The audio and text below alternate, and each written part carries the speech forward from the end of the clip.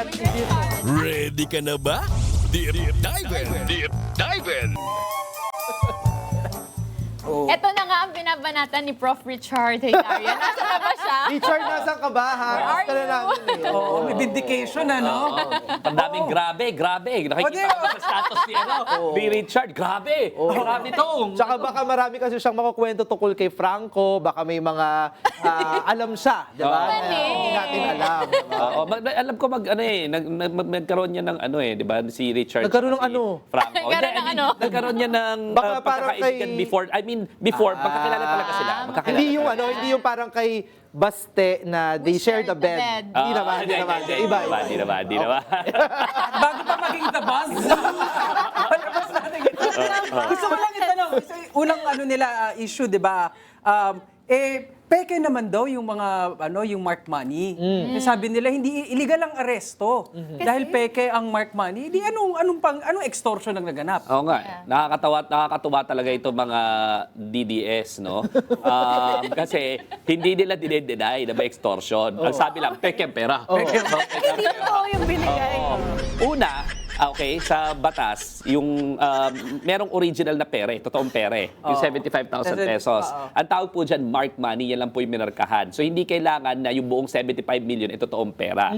Ang elemento po is nangikil ka ng krimen. So, kailangan ba yung pera, lahat na yun, buong yun ibibigay? Ibig sabihin, kung 74,999,000 lang yun, hindi na krimen? Diba? Hindi, kasi may totoong pera. At yun yung minarkahan, mark money. Ang ibig sabihin ng mark money, minarkahan niya ng NBI before, no? Sa testimonya nila, may nagmarka niyan, at yun yung iniabot sa kanila. So, ibig sabihin, the transaction has been consummated, no? Magiging relevant lang na dapat yung buong amount kung elemento yung amount doon sa kaso. Katulad ng isang kaso kung nahawakan, di ba? Ang sabi is masyado rin mataas yung presyo nung gamot na binibenta contrary to regulations at a time of a crisis, di ba? Kung overpricing yan, kailangan pakita mo na tinanggap niya yung bayad na overprice.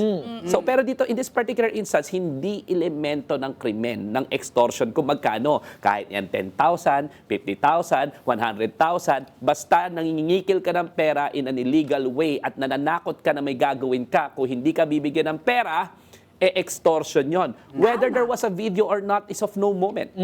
The fact of the matter is, kung may video, dapat nilabas na nila, pero kung may video man o wala, kung yon ay ginagamit mo para manakot at mangikil, extortion yon.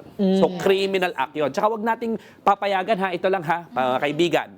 Yes. Huwag tayong papayag na gawin itong issue ng freedom of the media. Freedom of the press, no? Tama. Yung pagsara sa ABS-CBN kasi nagalit si Rodrigo Duterte sa kanila at hindi sila magkasundo, freedom of the press yon.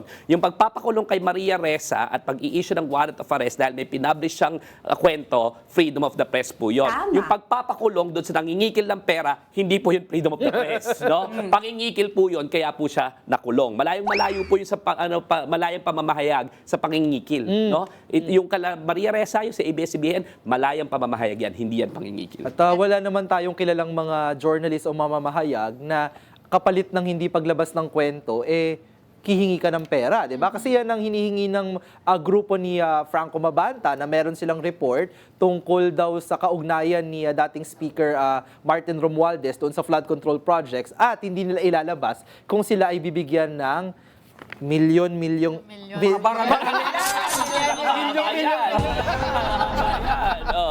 Pero ang malinaw sa akin, Bumili na ng maleta ready tumanggap. Ang malinaw sa akin, na kapag may expose kang ganyan, ang hihingin mo, hindi pera. Yung panig nung inong ako sa Correct. Yun ang mamamahayag Yun ka. ang mamamahayag. Pero ang naisip ko din dito, di ba bumili sila ng 24 na maleta, no? 24 na maleta. Parang, so ibig sabihin, medyo alam na nila kung magkano yung, kung ilang maleta yung kakailanganin para sa 75 million pesos. Parang hindi unang beses na ginagawa. Di ba? Maaaring talagang matagal na din pinagkakakitaan nila yung ganitong modelo no, ng pangingikil. And in fact, gusto ko nga sabihin na marami sa mga kaibigan natin na mga mananaliksik no, na nag-aaral ng fake news, disinformation network sa Pilipinas, matagal nang finlag yung grupo na PGMN, Peanut Gallery Media Network, Network, no? Kasama sina Franco Mabanta at iba pa nilang mga kasama diyan, no, na mga social media personality na talagang sentro ng pagkalat ng mga peking balita, no, yung kanilang ginagawang puhunan sa kanilang mga post, no, at bukod pa diyan nagpapanggap sila na minsan ay neutral, no, may performative neutrality, ginagaya din nila yung boses, pamantayan, yung pamamaraan ng mga legitimate na media network para bihisan kuno yung kanilang mga political posts, no, yung kanilang mga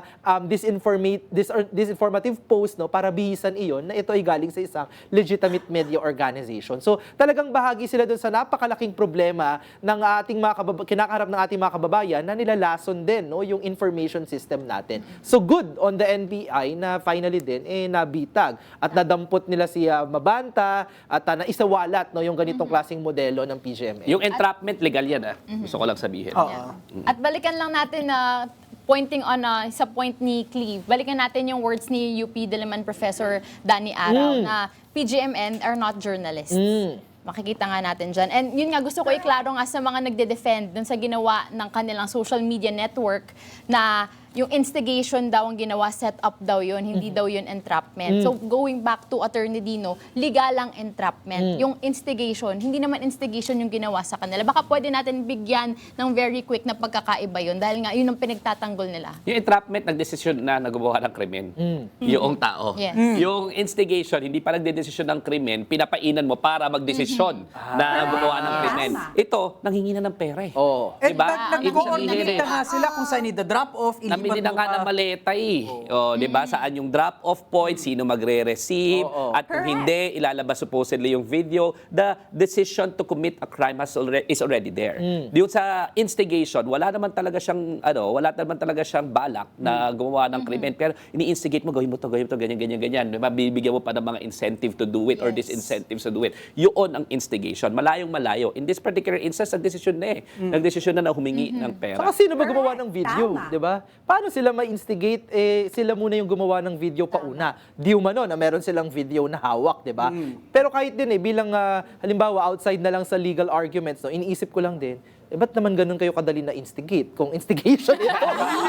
Bakit naman ang bilis nila napakalalim na kanilang journalistic Diba? standards, diba? Kaya kapag sinasabi nila na usapin ito ng paglabag sa karapatan sa pamamahayag, ay grabing pambabasto sa mga mamamahayag. Alam niyo po yung mga gumagawa ng investigation, yung mga investigative journalists kaugnay ng mga flood control projects, napakaliit na mga budget niyan kung meron, ha? At napakahirap po ng trabaho ng mga mamamayag na sumusunod sa ebidensya, nagkakalap ng impormasyon, pinagtatagpi-tagpi para makatulong sa taong bayan na malaman natin yung katotohanan. Pero yung iba po, gaya ni na Franco Mabanta, ang ginagawa ay bukod sa ginagamit na lang nila yung mga reports at investigative pieces na iginawa ng mga totoong mga mamamahayag, pinagkakakitaan pa nila. Huli na, mersenaryo ang tingin ko sa PGMN. Mga mersenaryo itong mga ito, kailangan kung they will follow where the money is, at nakakapagtaka kung ano yung business model nila. Wala naman mga advertisements Wala naman masyado mga advertisements, so saan nila kinukuha yung mga pera. Ang sinasabi nga, kukuha sila ng political client, either yung political client na yun, sabi ni Jesus Falsis, either yung political client na yun, bibigyan sila para mag-publish kayo ng maganda sa kanila, or sisiraan yung kalaban. Hindi ka nanggaling yan, nanggaling kay Jesus Falsis. Kasi yun daw yung in-offer sa kanya noong magiging PGMN angkor, kaya siya humindi. No? So, PGMN is not legitimate media. It is a disinformation machine. It's a disinformation network. At malinaw na at least based on the evidence na nakita natin, nangikil. So tatlo na ang inaabangan natin dito sa With Due Respect. Yes. Una yung waiver ni Inday Sara. Pangalawa kung lalabas si Senator Bato. At pangatlo, baka kailan ba talaga na ipapublish yan kung meron ba talaga sila? Akala ko Nasa na ba ang video Asan na na? yan? Ilabas. Ilabas na yan. Akala ko Ilabas na nagpapa-invita yan. tayo maging anchor ng PGMA. Pero sa ating